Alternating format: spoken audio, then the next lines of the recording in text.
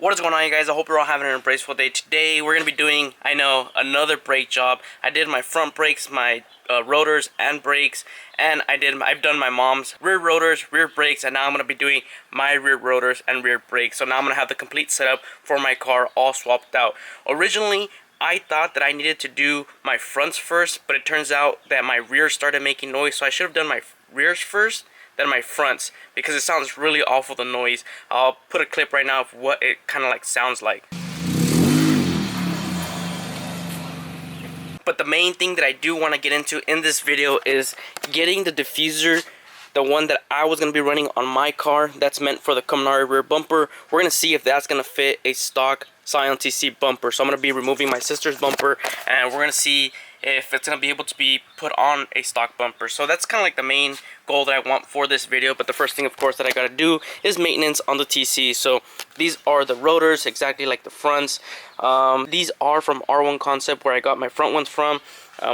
Brake pads, the shims, and all that stuff. So I mean, nothing new. You guys have seen me do this like 2 times.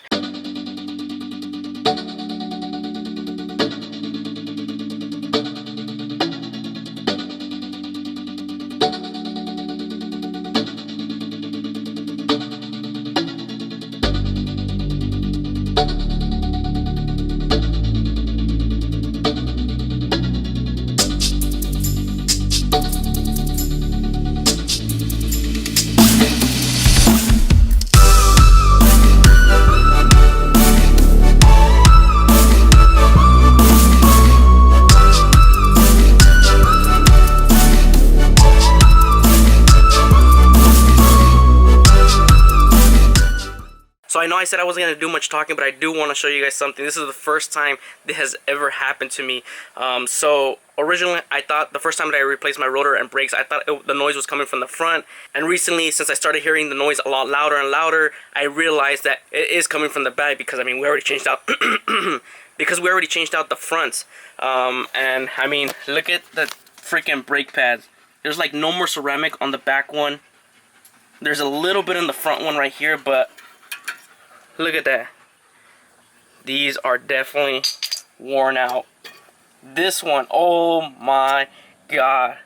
Look at that. This one is toast. I wonder how the back of the rotor looks. That's definitely bad. That's definitely the first for me. Dude, that is crazy. All I really wanna do is procreate. So this is the back of the rotor, and as you guys can tell, look at all those grooves. It's supposed to be smooth like this. Look at, can barely hear any noise. Look at this one. So many grooves. And I mean, the reason for all those grooves is because I mean, it was already going through the metal, not even any more ceramic, so that's why it created all these grooves. Not sure if this can still be resurfaced, but I mean, we're swapping it out. There's no need to get these resurfaced, but kind of curious.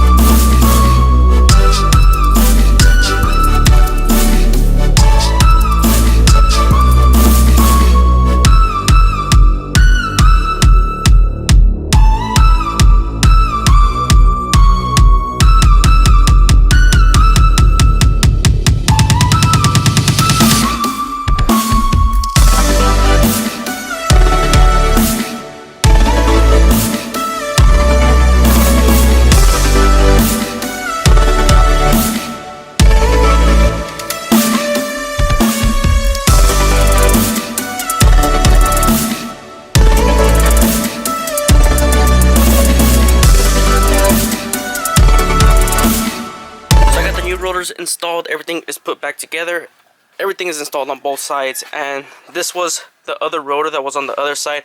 It's not as bad as it was on this one. That one is a bad one. This one isn't too bad. What I'm gonna do now is I'm gonna get cleaned up because I'm filthy, and then we're gonna go take the car out for a drive, see how the pedal responds now that we have both sides completed. So I think I'm quite done breaking in the brake pads, and they feel fantastic. It's so like quiet now when I brake. Before, of course, well, all the ceramic was all gone from the brake pads, all the metal was left, so it was making a lot of noise. And now, not only am I able to stop a lot quicker, I'm able to stop a lot quieter. So, which is a good thing. Watch, let me show you guys right now. Let's speed up.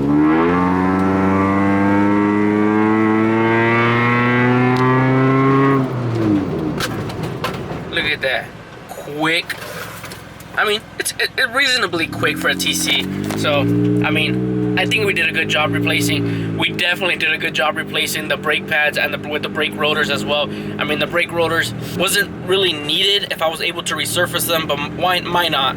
Why not? Might as well. Let's upgrade it. Let's keep it consistent with the front, having them both drilled and slotted. So we got everything new. So we're good in that aspect. Now I'm gonna head back home and we're gonna start seeing what we can do with the diffuser. So I'm gonna get started removing the rear bumper of my sister's TC. This is the first time I've ever removed a stock bumper, rear bumper that is. I've removed my bumper before, it's aftermarket. It came with the car already though, and it was kind of held on jankly.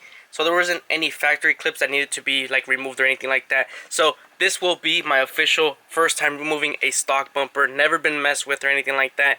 So I don't know, it's maybe be difficult, who knows. We'll give it a shot though.